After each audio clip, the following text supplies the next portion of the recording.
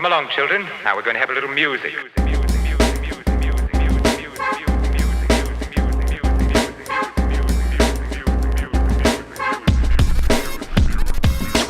This ain't funny, so don't you dare. Yo, what is up? What is good? Welcome back to First Cut Live. This is your weekly show where we talk about all the good stuff coming from the movie universe. And this weekend, we had a ridiculous weekend, a sheesh weekend, because of the box office due to Spider-Man No Way Home. I am here with the crew, and by the crew, I mean RB3 himself. What is up, bro? How you doing? Dang, man, you don't sound so enthusiastic to be potting with me today. What's going on? Hey, man, I've been up since the morning. I haven't had coffee pretty much all day. I've been trying to put it down on coffee, not become addicted. So I've been trying to drink less and less, and today is one of those days where I decided not to, and it's showing. I'm trying, man. I'm just like pulling it out. Water and spirit is what I got, and breakfast. That's all you need, man. That's all you need. How are you feeling this day, man? I mean, it's almost close to Christmas time now. I don't know how work is for you, but how are you, man? How are you hanging in there right now on the 21st of December? I mean, work is some hickory dickory doodah. You see, my hair is unkempt and dry. My beard is unbuttered, and I've been not having a good, situation in terms of cleanliness, mainly because. Are you pulling the KD? No. My ankles are not ashy. I don't have ash ankles. I don't have ashes, as I like to call it. Ain't got that, but stuff been getting stressful. They've been trying to pre-tape a bunch of stuff for holiday season, so it's whatever. I really don't, you know what I mean? Like, I don't know. I can't really get clout or die trying. Hey. Say it again one more time for the folks back home, bro. Let me say it one time for the people in the back. Get clout or die trying. All right? That's what it is, man. That's what it's all about. Yeah, man. I had a wild weekend, too. Obviously, No Way Home has been taking over the headlines. We did our spoiler review. How are you feeling about it, man? Any retrospective thoughts? Any regrets? Regrets? No regrets? You're asking if I changed my opinion on the movie? Yeah. No, my opinion on the movie has not changed. Thank you very much. And thank you to YouTube for finally taking off that dislike button. It's really helping out people like me who want to give unpopular opinions but don't want to see the scrutiny being faced off by audience, even though we could see it from backstage. I haven't even looked, and honestly, I don't know. I haven't read the comments. We'll probably read the comments right now. By the way, people, if you're in this chat, we have 9 people watching, only about 6 likes. 2 of those are from the burners, so let's bump them up. I'm about to hit the burners with some likes right now. Make sure y'all hit those likes at the same time too, y'all. Let's get going. Yeah, let's get going, man. We're live, guys. We're doing it Tuesday night on the 21st of December. Everyone else taking a day off. That's not what we do. I'm retweeting your tweet right now, RB3, because that's just what we do. Let's talk about it, man. I read 5 Deadline articles this weekend, no joke, because I'm kind of obsessed with box office, and I'm kind of obsessed with this one specifically because what it's done theatrically after the last, 2 years now that we've had with COVID, almost 2 years, because I guess March technically is when it really started. But December is when we got our first case, I believe, domestically, US-wise. Maybe even November. I know it was San Francisco. So either way, I'm counting it 2 years of COVID. And after in a massive, massive shutdown of movie theaters all across the US and across the world, we've had our biggest box office since Endgame, which Endgame is probably still going to be the untouchable stone that it's always going to be. Endgame, no one's going to hit that. But I honestly, man, I started Wednesday saying 130. And then Thursday I was like, all right, I'll give you $175. It's going to be about 175 opening mil. 175 mil, that's going to be incredible. If it does that, I'll be blown away. And then I started reading the Deadline articles and they were like, oh no, this is going over 200. Oh no, this is going over 220. Oh no, this is going to break. This might reach Infinity War level. And when I read that, I was like, this is insane. I still can't believe how much money this movie made. It is at 260 million, is the last number that was given by the trades and by pretty much every article that I've read or Box Office Mojo.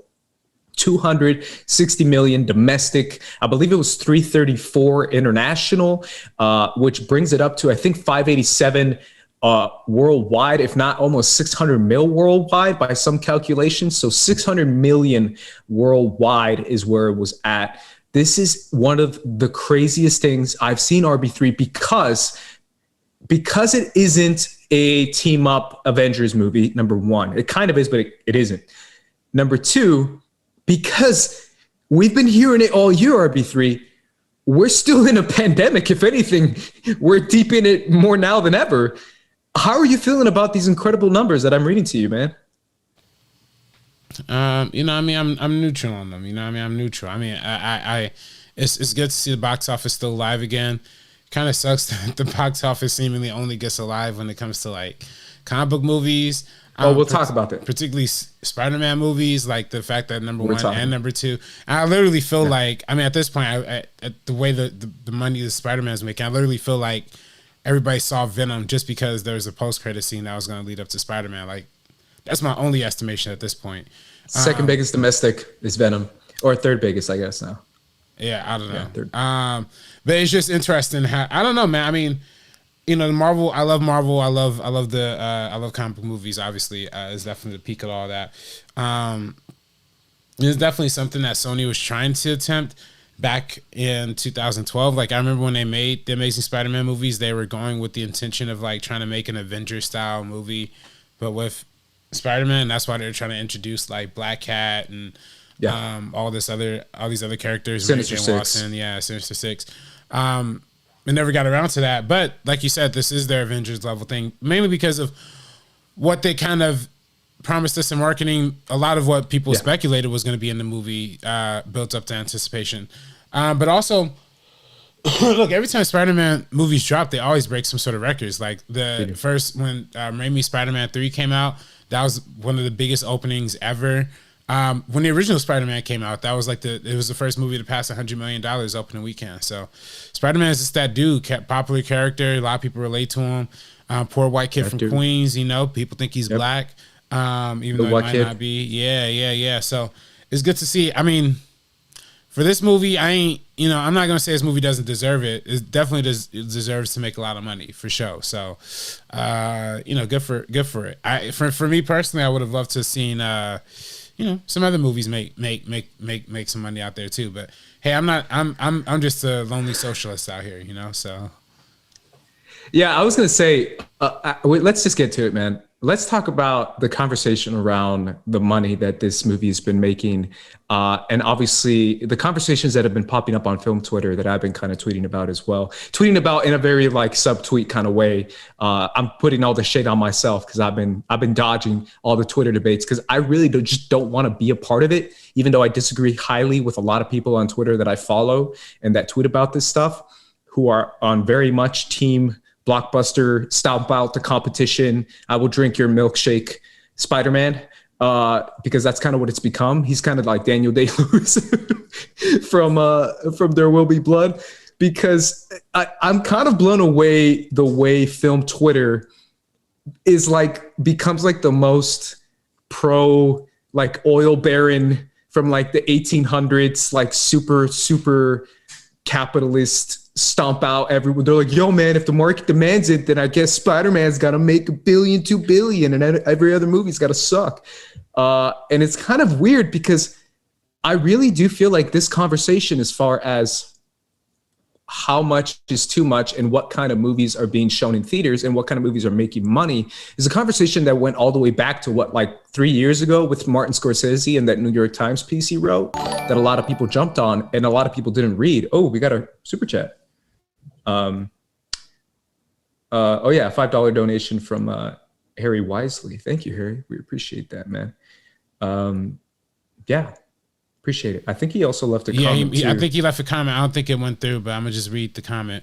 RB3, what movie project you working on? I can't wait to see what you do in the world. Thank you, Henry. Thank you so much. Timestamp is still that's gonna be coming on Amazon Prime really soon. Honestly, just to be real with y'all, only reason it's not is because I'm really busy with a bunch of other stuff, and like, you know, I just be forgetting to do stuff. Like, but that will be coming up online really very soon. Also, Cardboard Castles is in post-production, looking mighty fine. Johnny has been very busy lately, so congratulations to them. That's also been in the works. I have a couple of things that I'm writing, but I think as soon as I'm like in a better position in life, I'll definitely like get back to writing some stuff. I'm writing, you know what I mean? I'm not doing any movie projects right now, but I'm doing a lot of live streaming video content, you know, so if you want to check that out. I mean, we're here, bro. So we at. We're here right now. Yeah. We're doing live streaming right now, so that's good too. We're just not selling nothing. But you know, get clout or die trying. Yeah. Again, thank you, Harry, for that comment and that donation. I just feel like right now, when it comes to Spider-Man, it's the conversation around people are only going out to see blockbuster movies, and every other type of movie, whether it's a smaller movie, an indie movie, or anything else, is getting stomped out to the point that people were literally buying tickets for other movies, and they were being told, nah, fam, tough luck, bro. Spider-Man or die. Like, that's all you're going to see. Because other screenings were being basically bought up and canceled by the movie theater chains in local towns and in different towns all across domestically, where people were literally trying to see Nightmare Alley or West Side Story, and they were just like, I couldn't get a showtime because Spider-Man took all the showtimes that I was going for when it came to... Did you hear these stories, man? This is real. Yeah. People were literally trying to buy tickets to Nightmare Alley, and they got a cancellation on their phone saying they canceled it because Spider-Man came up. And it was happening like all across the country. And I see that as something that's very negative and very much not good. And I also see the idea of kind of what Martin Scorsese was talking about when it came to cinema, where he said, the problem isn't big movies. The problem is that the theaters only want to show big movies, and that's it. You don't get any other choice. And now we see his words come to fruition more and more when it comes to Spider-Man and the stories that I'm telling you about Nightmare Alley, because as great as this is for movie theaters, because it kind of literally single-handedly saved them, it also is kind of negative because it shows you more and more the formula that's been eating away of movie theaters, which is people go out to see 2 or 3 movies a year, and those 2 or 3 movies a year are going to be event films. They're not going to be Nightmare Alley from Guillermo del Toro or Steven Spielberg movie or any other type of actual auteur movie, because they don't care about those anymore. They expect those to be on streaming or on Netflix or on Hulu or on HBO Max or whatever it is, but that's not making any money in theaters at all because of these movies. I don't know, RB3. We've talked about this literally since we started First Cut. Yeah. Since we started the Meaning of Podcasts, we've talked about this. So I want to hear your thoughts on everyone debating on Twitter about this craziness. I mean, the debate's going to be the debate. The fact of the matter is, this movie literally, according to Hollywood Reporter, just pulled it up right now, $600.8 million globally. Like, that's more than... I said... Yeah, I mean, that's more than Nightmare Alley and West Side Story was ever going to make combined, you know? So whatever side of the argument you want to be on, the ultimate, the proof's in the pudding is that people only want to see Spider-Man, people only want to see Marvel, people only want to see Avengers in the theaters. And people, and granted, this is probably the best, I said this is the best of the Tom Holland movies. The last Tom Holland movie made 1.132 billion worldwide. Yeah. So, and of course, a lot of people liked it. I didn't like it, but a lot of people liked it. So, of course, it's going to propel this one into like a much more forward momentum. Plus, coming off of, I mean, you know, to be real, this hasn't been the greatest year for Marvel movies. Black Widow, Eternals. You talk a lot about how there's that one movie that like audiences choose, like, you know, a lot of families like choose what they're gonna see, that one movie a year, 1 or 2 movies a year. This is probably that one that like everybody is building up to. They said, forget Omnicron, forget you know, holidays, like we're all gonna make an admission to see this movie. And I mean, I guess it ultimately paid off. I mean, is it gonna now when it comes to other movies, like it's tough. I mean, I think if it's anything to me, this should encourage all studios to only go with the theatrical release model. And because that's what Sony's been doing. Sony's been doubling, tripling, quadrupling down on the theatrical only model, and it's been working. And I think, you know, when it's like when Disney does the 50-50 thing and when HBO Max especially does the 50-50 thing, it definitely sucks the whole out of original storytelling and definitely diminishes. I mean, I hate to say it, but I mean, it does definitely diminish like the sensibility of what like a big movie is. Like, people don't even think of Dune as like a blockbuster, like, and it should be a blockbuster. It made more money than it should have made, and it like performed. But the fact of the matter is, people saw Dune once in theaters and then rewatched it a bunch of times on HBO Max. So now people think of it as an HBO Max movie than the actual movie theater movie. So yeah, 100%. I agree with you so much on that, man. I'm still salty about all that stuff. I'm mad about it because I think about Red Notice. Like, Red Notice, for example, it's supposed to be the biggest Netflix film ever, whatever. How much did that make in the box office, bro?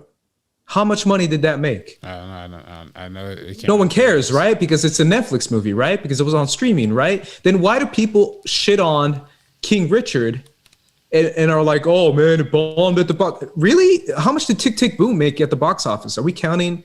Because it was also a streaming exclusive as well as King Richard. How come no one's saying anything about that? To me, it's like, if a movie comes out on streaming, people are going to watch it on streaming. You're taking away money from that movie at the box office. That's just literal math. That's facts. That's literally anything else I can point out to you. Most people aren't cinephiles who are going to go pay money to see the Serena Williams father's movie. Like, most people, if they have the option on streaming, they're going to watch it on streaming. And I just still don't get why Red Notice doesn't get the crap that Dune does, or that In the Heights does, or that freaking King Richard does, or Dune, when it's released on streaming at the same time. And to me, that's just such a detriment to the film because of the box office it could have made if it wasn't on streaming at the same time, which is also why Black Widow is another example, because of what you talked about with the 50-50. Black Widow could have made 30-40 million more. In my opinion, it could have made like 35-40 million more if it wasn't, which would have made it, you know, a number 4 movie of the year, if not number 3. So I really do feel like that does make a difference when it comes to blockbusters, RB3. But I'm going to counter you when it comes to everything else. Are we saying, are we just done with like any other type of movie in theaters? Is it over? Are we just done with it? We need like, if I'm a theater, we need to keep all movies in what theaters. If I'm a theater? Yeah, but theaters are canceling showtimes for every other movie right now. It's happening. Like, this is real. And so if that's the case, if I'm a movie theater, what's the benefit of me showing the next indie movie? Well, that's why the studios got to get their act together and get the window back straightened out. And granted, I was funny, is literally the other day I was just watching a video essay, shout out to Vox Pop video essay, why are movie theaters still surviving? And they kind of broke down how each individual, I mean, obviously there's stuff we've all known, like just through months and years of just living the life of following Hollywood or whatever.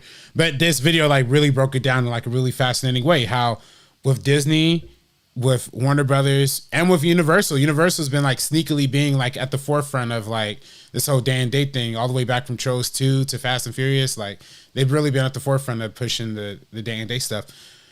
Those 3 studios are pushing that effect, and their biggest franchises, Marvel, you know, I guess Warner Bros. Didn't really have like a huge franchise movie. You know, they had Godzilla versus Kings. Yeah, they had that. They didn't have like a huge DC movie. But like with Marvel and with Universal, with Fast and Furious, yeah, they would all have big opening weekends, and they would all have, you know, a big amount of support up front, but the rewatchability factor and the going back factor always affected that. And actually, this is funny because I was literally just watching, I don't know if you peeped out those like series of video essays on Netflix, VAR. Yeah, I saw them all. Oh, you saw them all? Oh, okay, where I only saw like 3 out of 4 of them, or 3 out of 6 of them. I like binged it. Oh, you benched it? Oh, nice. I only saw, I got to one with Drew McWeeny, then I stopped. But I saw there was one with a black woman, and I got to that one. No disrespect to Drew McWeeny, because I love Drew McWeeny.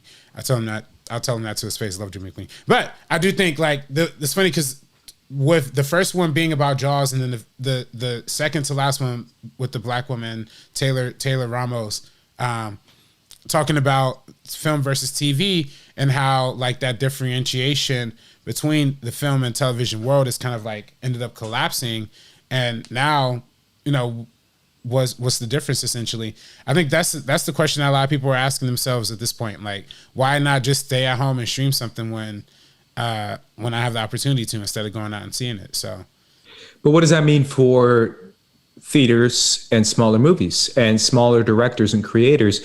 If 10 years from now, if I'm an aspiring director and I want to make, I don't know, a drama about a mom and a daughter, am I going to see my movie come out in a theater, or do I just have no shot? Like real reality situations, for the most part, you probably don't have any shot. Like, it's probably not going to happen. I feel like that's kind of depressing. I don't know about you, but to me, that's depressing. If someone tells me you have no shot of making a movie that comes out in theaters unless it's a Marvel movie or a blockbuster movie. That's it. That's it. I mean, I don't know. Your movie will not be in theaters. I think think about it, man. I think we're still a little too young. It's a little too fresh in the new pandemic world, new not post-pandemic, but new pandemic world. But doesn't this break all that stuff away? I mean, nah, because 260 million. Does a pandemic really matter? I mean, it does, but I mean, at the same time, like, this was the first kind of crack of the floodgate. You know what I mean? Like, we had other kind of like glimpses. We had Godzilla versus King Kong. We had Venom. We had some other box office successes here and there, but this is the first kind of huge, massive, like, okay, like the world is back now. Like, what are we going to see? And I think, frankly, so much of this stuff has been delayed and pushed back for so long. The release schedule is going to be tight for a while. So I think for 2022 and 2023, we are going to see like a huge, massive movie be released month to month to month.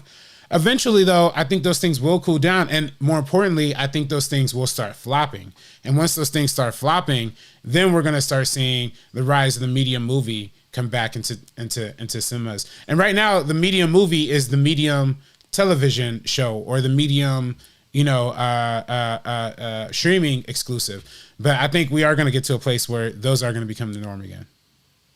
Yeah, I agree with you. But at the same time, I just really do feel like there is a group of directors and there is a group of filmmakers who do make those media movies right now and who are experiencing a massive drop off in all their films, and pretty much every single one of them bombed when it came out this year. So I do feel like there is a disconnect happening when it comes to audiences, and I'm not necessarily sure how to feel about it, because I really do feel like, yes, streaming is the future and there's nothing you can do about that. But at the same time, if anything we learned about Spider-Man No Way Home is that the communal experience is still, bar none, the greatest experience you can have in movie theaters. I know you didn't have that. Yeah, I don't know about that. But I did, and I still feel like watching a movie in theaters, for example, full disclosure, Matrix, I'm going to watch that in theaters. Yeah. I'm not watching that on HBO Max. Hell no. Of course not. I'm paying money and I'm going to go see that in the theater. And to me, that's just so important to me, but it's not necessarily going to be the same for everyone. And I can't acknowledge that not everyone's going to do that. But now I feel like there's no such thing as like a middle ground. It's either a streaming film or a blockbuster film. Yeah. That's it. Yeah. I mean, unless you're making a horror movie. I still feel like horror movies can make money in theaters like easy. That's probably the only thing that'll always make money in theaters without having a big budget. Yeah. But everything else to me is like, is that a good thing, RB3? I wouldn't say it's a good thing, but I think tide's going to shift. If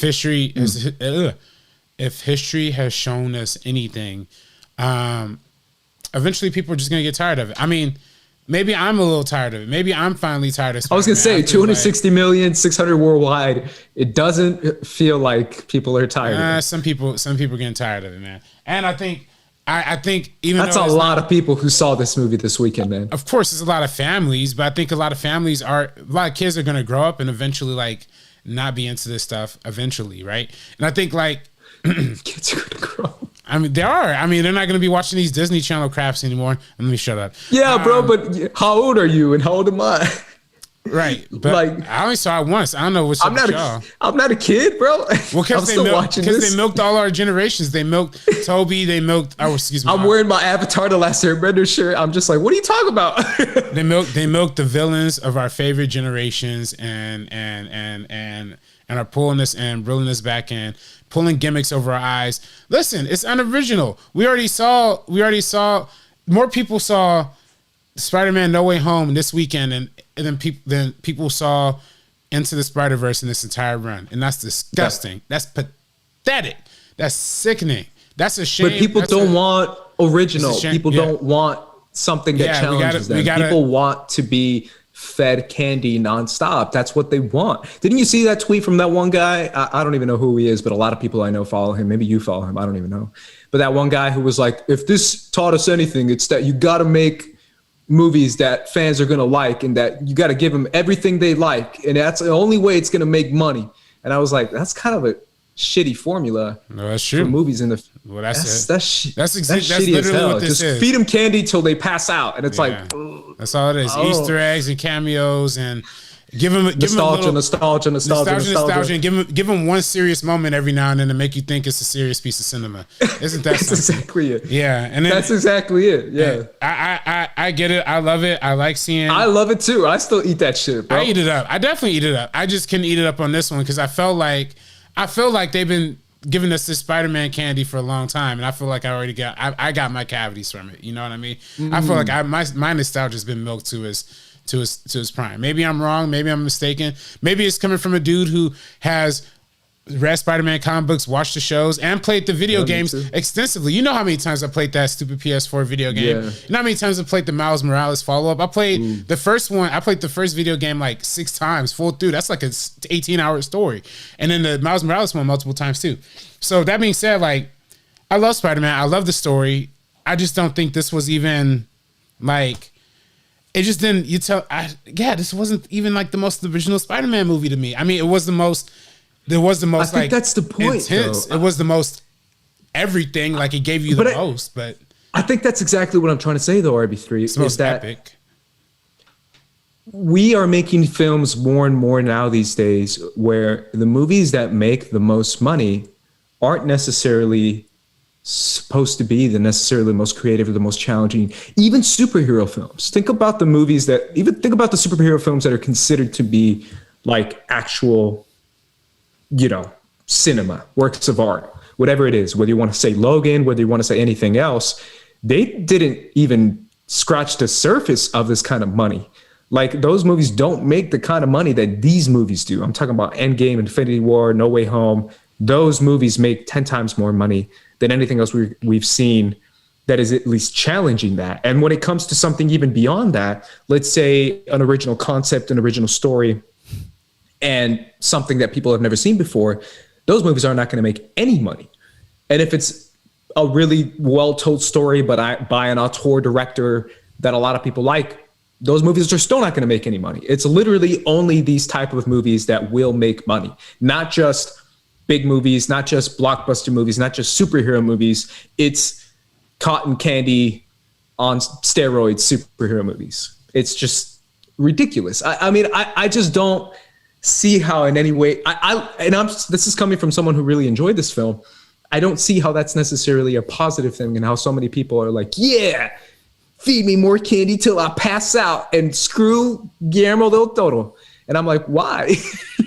Why are we doing this? Why are we taking screen times from him and flipping him off and eating candy? This is just weird to me. It's weird. I just feel like it's weird. I feel like I'm losing my mind every time I'm on Phil Twitter and people are like, yeah, make $1 billion, stomp out the competition. And I'm like, what? What are we doing? I don't know, man. I'm pessimistic, bro. I'm pessimistic when it comes to this type of stuff. I feel you, man. I mean, I feel you. I definitely, like, we gotta see. They gotta just experiment. I mean, honestly, like, I know this flies like literally directly in the face of what I was just saying. But at this point, look, West Side Story only made $10 million, or $13 million this entire run.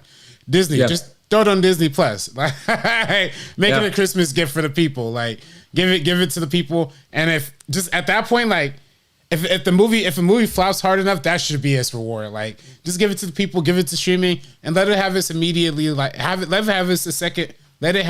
its second life like immediately, because that's what happens with a lot of these movies too. By the way, like some movies that flop, they get on streaming, I agree. they get on DVD, and they have another life that way. Let that happen for something like West Side Story, or let that happen. Is that fair to the filmmaker though? Is that fair to the creators of the story? Is that fair to the actors and actresses who made this movie? Is it fair? I mean, does it have a chance? I mean, I don't think it had a chance to begin with. I mean, it was a Disney movie. Like, this is West Side Story. Like, come on, like West Side Story was directed by Steven Spielberg. It's based on literally the most popular musical in American history. West Side Story came out 60 some years ago. Most popular musical in American history. $100 million budget. Disney backing. Spielberg directing. Critics gave it like the world, and it's still bomb. Like, what? Still bomb. What are you gonna do? Like, it's just gonna show you. You can't. There's literally only gonna be at this current climate. I hate to say it. Only Spider-Man and Avengers are gonna make money at this exact moment. I think that will change, but I think 2021 and 2022. That's what we're going to be looking at for a little bit. So, yeah, I'm confused by the chat right now. I think a lot of them are kind of yelling at us. Helsing saying it's not an either or. You can like both. I'm not saying I prefer. I really enjoyed No Way Home. This isn't about anything about liking or enjoying these films. I think a lot of people misinterpret that. I really enjoy these films. That's not about that. It's about what type of films get greenlit in the future. Are we ever going to see any more creative films in the future if they keep bombing at this level and not barely shown in theaters, taking away any showtime, and only these types of movies are being made? It's only property franchise films that are being made. And other people are saying it's the same as any other superhero film. I disagree. This one literally has another villain from another movie in the trailer. It is banking on your nostalgia. That is not like any other superhero film. That is literally saying, hey, did you remember Spider-Man 2002? Do you remember Spider-Man 2? Do you remember The Amazing Spider-Man? Well, go see this one because it has all those. That's literally banking on previous films. That's nostalgia baiting at its peak. Like, that is not the same as a Black Panther or any other film that I've seen before in a superhero franchise. Like, there is a specific difference with this film that is baiting the Spider-Man fandom that it worked on me. I mean, I took the bait and I jumped straight in. So I don't think that's a bad thing if you take the bait. I'm just saying that there is acknowledgement that there is nostalgia factor there, that people need to realize it's there. I just don't see how that's a controversial statement. I don't know. Yeah, I mean, it's this. Yeah, I mean, there's no doubt it's nostalgia. There's no doubt it's Spider-Man. People just love Spider-Man, most popular character maybe in history at this point. But also, yeah, I think honestly the holidays are popping. People are outside. Like, even though Omnicron is going off, I really don't see people like worrying about it too much. Like, no. Like, every time I go to the mall, like, it's like crowded out, packed out. And by the way, I got my booster, y'all. Make sure y'all get your vaccines. Make sure you get your boosters. I've been exposed mad times, but every time I've been exposed, I get tested and I haven't gotten any negatives because I got my booster. So, yeah, I feel like no one cares at this point. It's kind of ridiculous. It's kind of insane, to be honest, but that's just the reality of it. I just don't know, man, because I really do feel like it is a chapter in the filmmaking franchise when it comes to movies as a whole, this whole pandemic era, because it is a pandemic era where everyone kept saying movies are not going to make money anymore with this pandemic going on. As long as it's going on, it's going to be difficult to make a significant amount of money. And by significant, they meant like record breaking.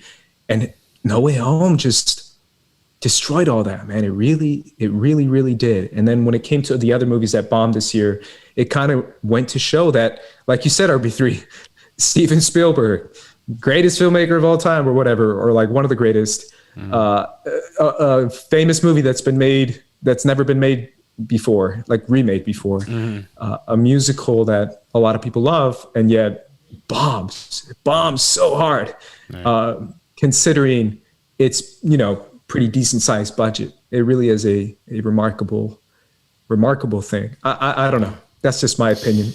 Yeah, it's tough, man. It's really tough. I really do hope that I don't know.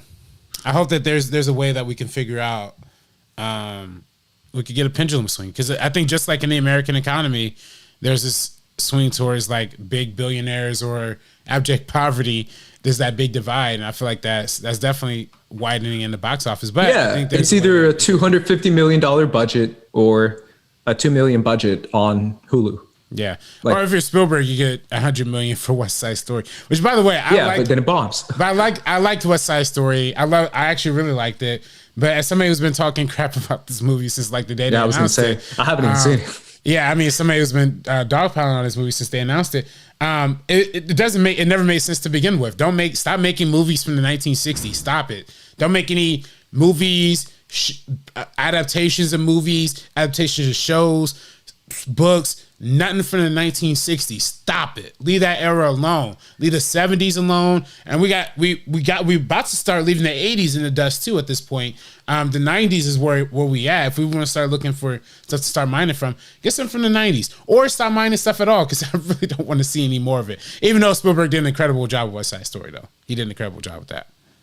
Yeah, I mean, I feel like it definitely is a concept of when it comes to these type of movies, when it comes to the budget of it, because those budgets are so big for these kind of movies that it's just hard to imagine anything else making this type of money. RB3, do you almost feel like that's a conversation that should be had? And it's never been had before. But you pay the same ticket price regardless of the size of the film. Do you think the size of the film should matter? In the sense of, if I want to go see, let's say $15, right? I pay $15 to go see No Way Home, and I pay $15 to go see The Green Knight, or to go see Spencer, right? Spencer is the Princess Diana movie, for example. That's a smaller budget indie movie. Right. I pay the exact same price for a movie that costs $250 million versus a movie that costs $15 million. Do you feel like that should be changed? Or do you feel like I'm going way too controversial with that kind of statement? Yeah. But maybe that's an option. I don't know about that, man, because I really do feel like... But that's how an audience member feels, right? I'm assuming, right? That's got to be a part of it. Part of it is I'm saving my money for the event film. I'm saving my money for the massive, crazy Thanos is exploding the universe, or Spider-Man is blowing up the multiverse. Like, those are the kind of movies that people are saving money for, not for Princess Diana. I don't know. Is that too controversial? I mean, I get it. I mean, I think in principle it's not the worst idea, because I do think people love the dollar cinema. People love going to dollar movies for show. And ticket prices are way too high.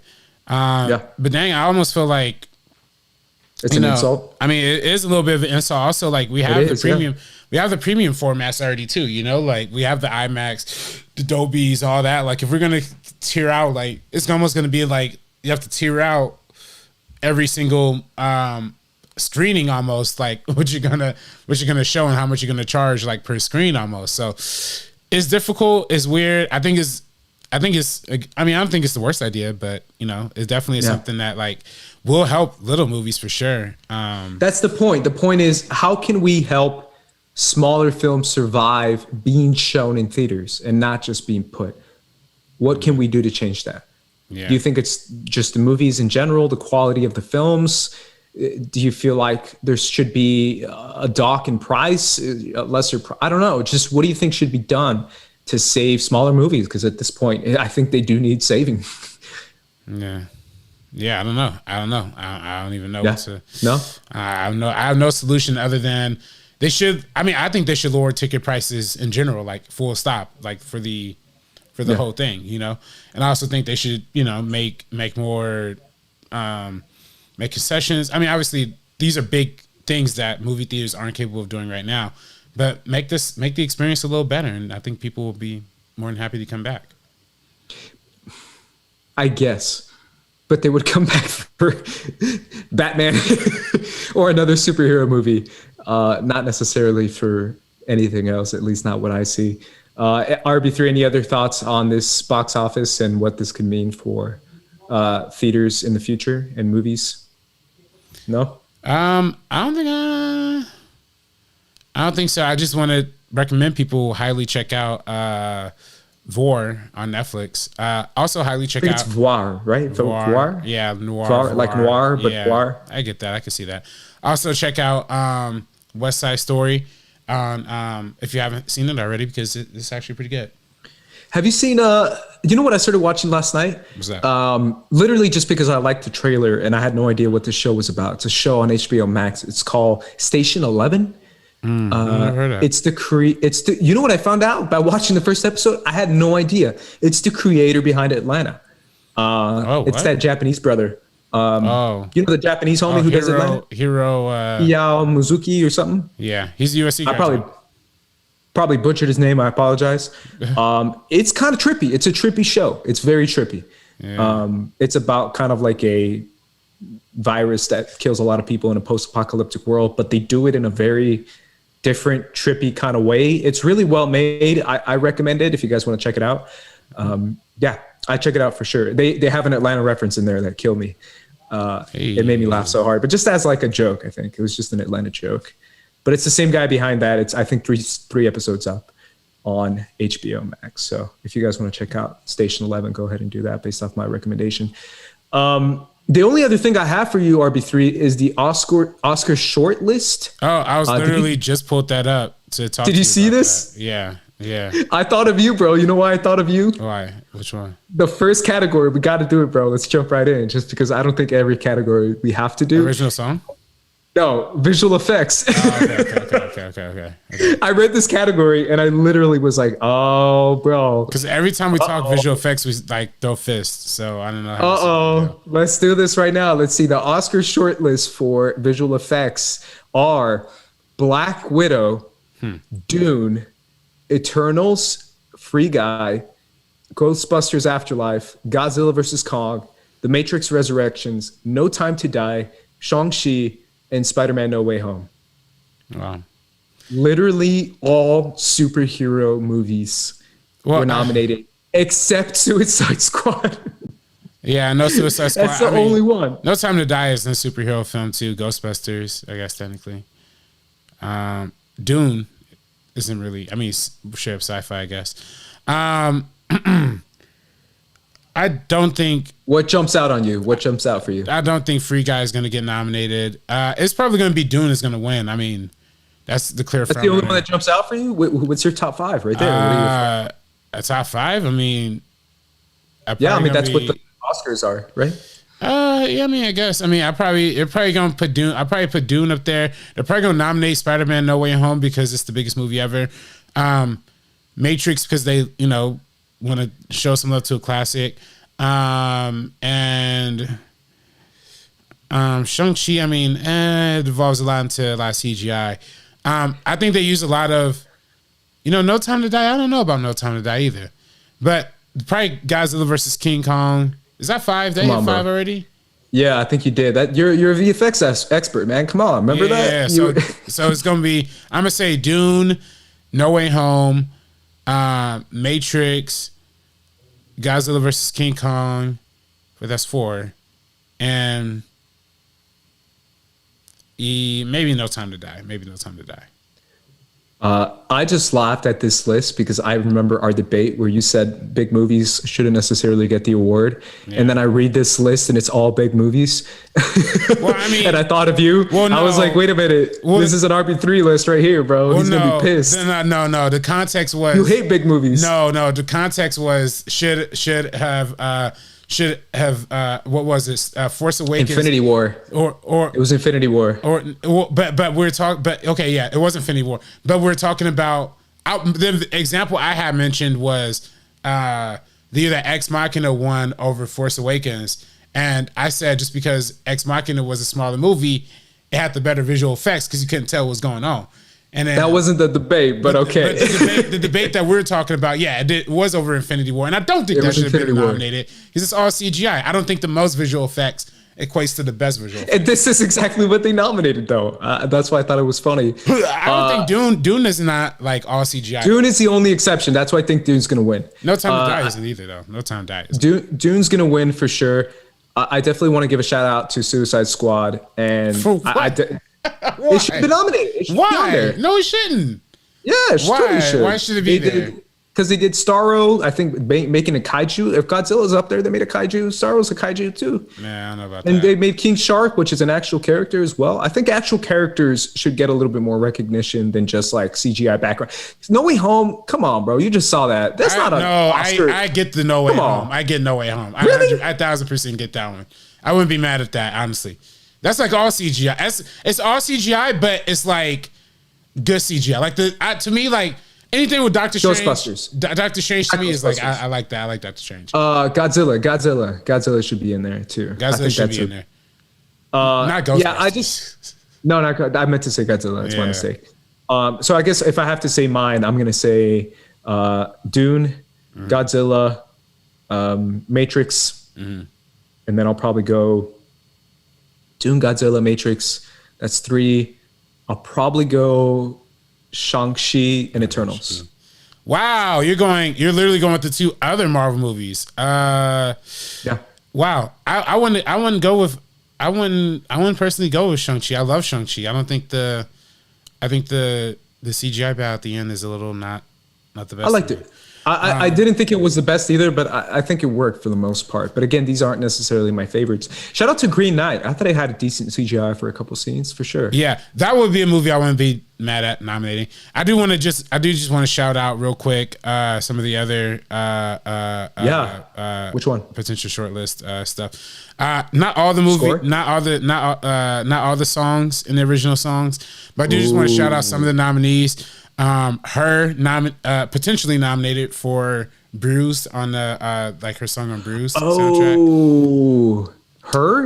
Are you talking about Automatic Woman? Yeah, Automatic Woman. Yeah. Yeah. Did you see that movie? I was gonna say I haven't seen it yet. Is it good? I've seen parts of it. It was actually pretty good. I mean, from what I saw, but I liked it. Also, shout out to Don't Look Up. We haven't even seen it yet, but just look up. But look at who's nominated for the best original song. Who could be nominated? Ariana Grande, Beyonce, Kid Cudi. Her. Well, no. I mean, the Don't Look Up song is literally Ariana Grande, Kid Cudi, and a homie who does the Succession soundtrack. Yeah. So come on now, what are we saying? And yeah, like you said, and then Beyonce, that definitely gotta get nominated. Can I just say for original song too now because you're on the category? I also read all these categories beforehand, so I was ready for it because I agree with you with everything you've said before. I gotta be honest though, bro. The only song on there that sticks out for me, it's the only song that obviously hit for me, is Dos Arruguitas by Sebastián Yatra from Encanto is up there. And it's the only Spanish-speaking song up there. I hope it wins, to be honest with you, because I really do feel like that song actually hit at a really special moment in that film. So that's the only shout out I want to give. You think Encanto is going to win Best Animated Feature, or? I think it should. Yeah, I think it should. And if Lin wins that award, he'll be an EGOT. Like he'll officially be an EGOT winner. Oh wow, yeah, and if he wins this one too, he would be as well because he wrote this song. Yeah. That's what I mean. If he wins Best Original Song, it could be EGOT winner. Yeah. Shout out to Summer of Soul being up there, making it this far. Also the Velvet Underground, and also the Billie Eilish stupid documentary. Yeah, I didn't even think. Oh, I haven't seen that. Yeah, I didn't even think that was gonna make it that far. Billie Eilish is just, I don't know what, she's all over the place. And I didn't see. Yeah, she might get nominated for No Time to Die, bro. Your favorite song. Yeah, no, I don't want to see that. Even though it was like nominated for like Record of the Year. It won Record of the Year at the Grammys. Yeah, how did that win Record of the Year? Foreign film Tatine. Snubbed. That wasn't. I was gonna say it wasn't nominated. Yeah, snubbed. Hair and makeup. Shout out to Coming to America 2. Shout out to Cruella. Dune is up there. Gucci's up there. Dune is up there. Sound. I like those. Tick Tick Boom. That's what's up. Yeah. Can I say score too? Let's talk, because score is always one of our favorites. Of course, Spencer. Yeah. Johnny Greenwood. The Green Knight score, man. That score was my favorite of the year. I gotta be honest. That might be my favorite. And then Dune as well. Dune is up there as well. Dune has a good score. Dune has like a very diverse score. And Encanto is a really good score too. Really good score. I really do feel like that should be nominated too. Also, I haven't seen. Obviously, neither of us has seen the tragedy of Macbeth, but man, I can only imagine what kind of sauce that's going to bring up. Yeah. So I don't know. And look, Hans Zimmer could be double nominated for No Time to Die and for Dune if he potentially. I mean, Yeah. So, That'd be crazy. That'd be crazy. Yeah, I feel like for the most part, there's nothing too controversial in here. I do want to say my final opinion. Animated short. No love for Star Wars Visions. I'm a little bit salty about that. I know The Village Bride was sent to them, and I love The Village Bride. I still feel like every one of those shorts was just really special, and I just wish it got at least one nomination, but it did not even make the short list. Dang. So that's too bad. Yeah. I feel like wait, stop. Documentary short film. I feel like hold up. I think I have a friend who like can be. Oh no, never mind. No. Never mind. Sorry. Yeah, I think that's it for the most part, at least for me, man. But yeah, I just feel like overall, when it comes to films, even when it comes to Oscars, man. Now that we're talking about Oscars, it's kind of wild how we don't even know if Oscars are going to get that much buzz this year because of what the type of films are nominating. Obviously, we don't know officially the short list of the movies they're going to nominate as far as best movie and all that, but I just don't know. Don't know, man. Do you think No Way Home gets the Best Picture nomination? If they want to have people watch the show, I guarantee it will work. You would have an increase in viewing. Would you do that would you sell your soul for Spider-Man No Way Home? I mean, I wouldn't sell my soul. I could definitely see a reality where the Academy like might nominate it. Like, I think it's the biggest movie ever. Like, again, watching Voir really reintroduced me. I already knew these facts, but like Jaws was nominated for Best Picture, Star Wars was nominated for Best Picture. Like, there was an era where they nominated like big blockbusters, big movies. Best Picture. Can be Best Picture winners. I agree with you. I think that's what Dune's going to be, though. I don't think that's what No Way Home's going to be. Right. No, of course. I mean, Dune's definitely like the best of like but is that even a blockbuster though? Like, is that even like, I guess on technical terms it is because it's money, but I don't know. That's a good question.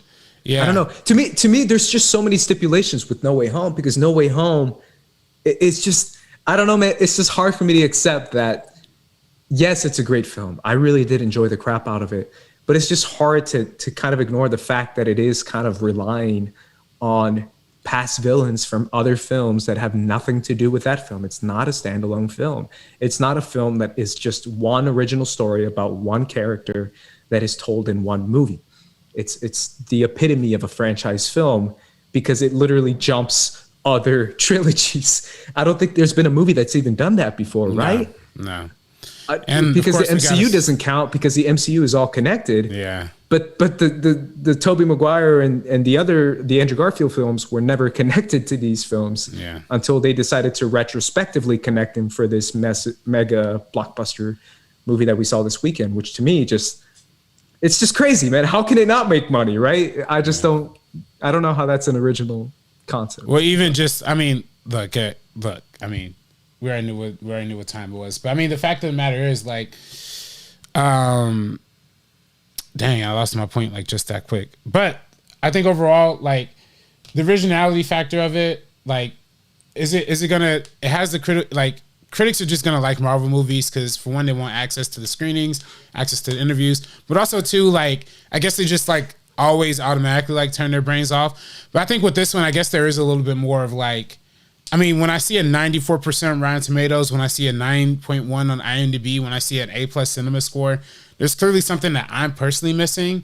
So I'm just wondering if the Academy viewers might pick up on that, or maybe enough of their kids are going to be like, hey, you should nominate the Spider-Man movie or something like that. Even though there's probably enough boring other crap to keep them distracted from that. But before you fully leave Marvel, though, have you been watching Hawkeye? You feeling good about that? Or? I was going to say the last thing I wanted to talk about was that because tonight is the finale. Are you staying up for the finale? Sure. Why not? Finale's at midnight. For anyone who doesn't know, for Hawkeye, I'm staying up to watch it, man. How have you been? How have you been vibing with it, man? You feeling it? It's been cool, man. I mean, it stays at a real cool level. You know, when I first, hey, Amber. First donation from me. I don't know why I haven't subbed till today. Rectified. Love you both, and I hope Sabrina is well. Oh, thank you, Amber. so much. Thank you, Amber. Appreciate you. that. Shout out to Sabrina as well. She would have loved to be a part of this conversation. Fortunately, she was feeling unwell, so she will be back next time for sure. What were you saying, man? What was I saying? What was he talking about? Hawkeye? Oh, Hawkeye. Yeah. I didn't like the first 2 episodes at all. Episodes 3, 4, and 5 have been like cool, like watchable. 6 really got to hit it out the park for me though, or this is easily the worst Marvel show for me personally, easily. But I do think it was nice. It's nice getting that little hint at the end that we got at the end of episode 5. No spoilers. So no spoilers for anyone who hasn't caught up to it for sure. But yeah, I'm with you. With probably more pessimistic than you are. I don't know if I've liked a single episode. I apologize, but that's just the case for me personally. I'm still going to stay up to watch it, and I'm still hopeful for the finale. Shout out to my... Oh, I was going to give a spoiler away. My bad. No, not right am now. I back? I'm here. We do want to... You good. Do you want to talk one quick spoiler just because like of Spider-Man No Way Home, because it's been trending on Twitter and I feel like we got to at least like bring it up. Like, can you hint at what it is before I agree or not? Because I do feel like it depends. I mean, fam, the movie came out like a whole year ago. Like, a whole 3 days ago. Yeah, the whole 3 days ago. So there's a certain actor trending on Twitter that they want to do a sequel for. So that's just what I'm saying. Oh, there's a certain actor that a villain from his franchise is in the movie. Yeah. That they want him to return. Previously played Spider-Man, who a lot of people like. Can I just say one thing? What? I wish Sabrina was here just for this moment.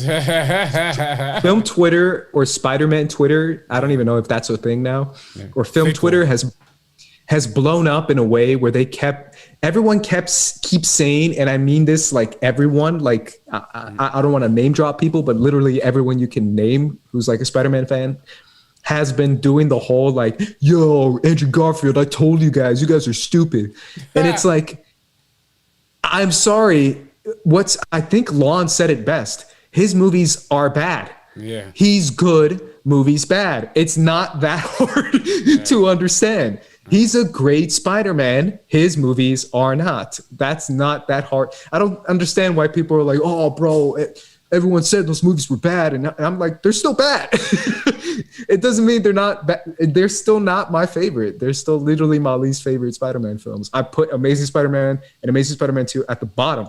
I put Spider-Man 3 above those those 2 films. You do too, right? I think we have the same list. Yeah, I mean, for sure. Yeah, probably. All right. Am I right? Am I right with that statement? I think you're definitely right. They're trash movies. Okay. Like they're definitely like they're both trash. I mean, not both trash. He's a good Spider-Man. I think the first one's not trash. First one's definitely not trash. Second one, yeah, it's definitely trash.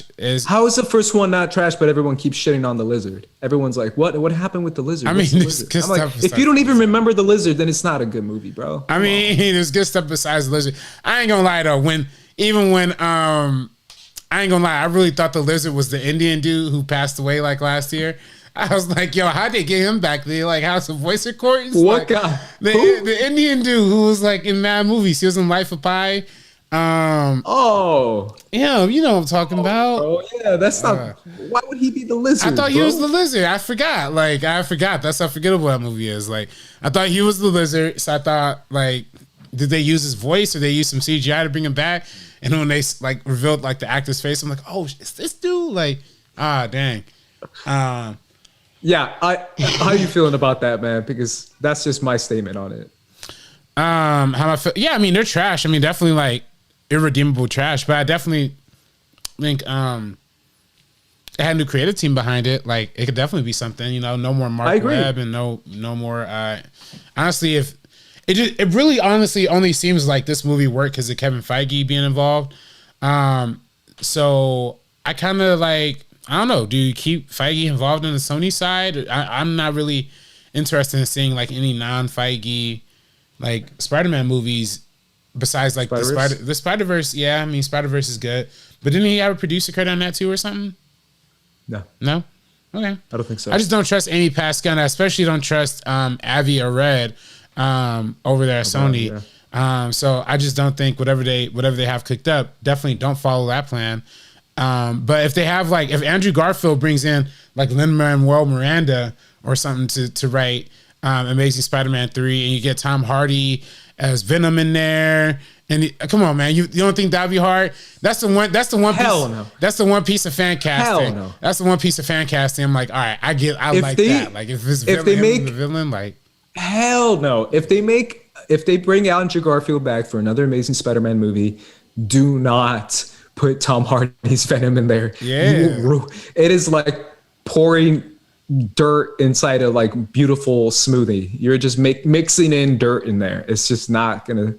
No.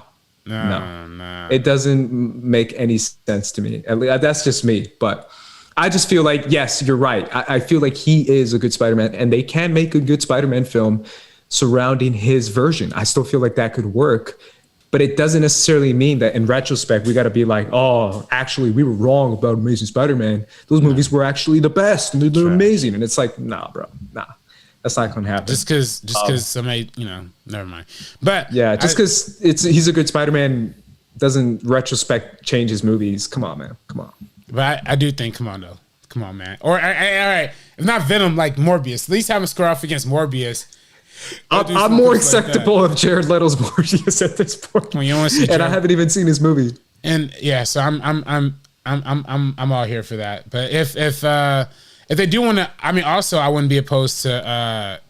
I don't know. We're gonna be talking major spoilers if I keep going down this route. So yeah, we'll fine. stop. Yeah, we'll stop. That's gonna do it for our show, guys. Hopefully, you guys show us a little bit of love in the chat and not too much hate, because we did talk about No Way Home. We both appreciate the movie. What's up? I was sorry, before you go, I did want to do a segment where I was gonna read the comments from the last review, and hopefully, they weren't trashing me too bad. So let's see how that goes. Are you okay with that? You cool with that? It'll literally be 6 minutes. First time looking at the comments. 51 likes. Gosh, dog. I wonder how many dislikes. All right. We have, Christina. Shout out to Christina. Christina Alfaro. Very, very much agree. Doctor Strange being sidelined. Great choice. Andrew Garfield was MVP, like we said. And he deserves. Oh, yeah, sorry. My bad. Spoiler alert for our reviews on our thing. This movie, this is from Rebel and Bum. This movie's a real treat and sad as well. Rest of the comment, spoilers. Another comment, spoilers. Wow. Hold up. I got a comment that was on my side. They said, love this, I'm guessing the movie, but RB3 was right. This does not touch into the Spider-Verse. I did love, okay. Rest of the spoiler. But I feel vindicated. Somebody else said must avoid spoilers. That's interesting. You're at the wrong spot. And Cinema Gorilla commented and said small Colin. Love it. Not too bad for appreciate each and every one of you guys who saw that review. If you haven't seen it, go check out our Spider-Man No Way Home spoiler review. We talk about all the spoilery stuff in there. We talk about our thoughts on the film as a whole. That is up on our channel as well. So if this is your first time watching, make sure you guys go check that out as well. RB3, where can everyone find you? You can find me on Twitter and Instagram at DirectorRB3. I'm also kind of happy that I'm not getting ripped apart. So that's dope. Yeah. I feel like it's going to be a good night, bro. Good night. Feeling good. Vindicated. Never mind. Also, give a shout out to Sabrina. You can follow her at Sabrina X Monica and Sabrina on Film. Follow us at First Cut TMO as well. And you can follow me at Squad Leader Ace. Either way, guys, make sure you subscribe for the First Cut crew. We're deucing it out. Peace.